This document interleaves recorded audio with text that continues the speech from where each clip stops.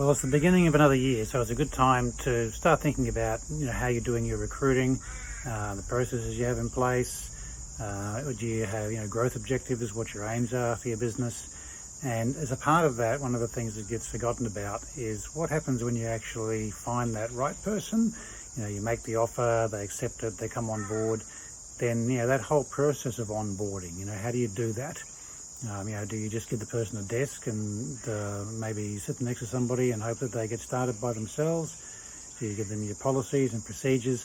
Or do you have a proper onboarding process? Do you have what happens on the first day, what happens on the second day, the first week, the first month, first 3 months? How do you check in and make sure that that person is succeeding, and then you're giving that person all the tools they need to do to succeed? A great example I use is BDMs. You can be a great BDM, in one business and have a completely different structure where you go and join another business and things are just done differently. Your leads come in differently, you get supported differently.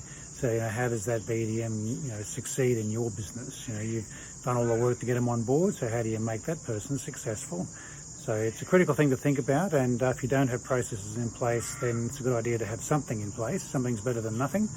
But, the better you can do with your processes, the better, you can make that person's initial entry into your business positive and strong. Then, that only improves your retention and the chances of successful placement from that person, and all that hard work you put into recruiting them actually, comes to bear. So have a think about your onboarding and reach out if you need any help.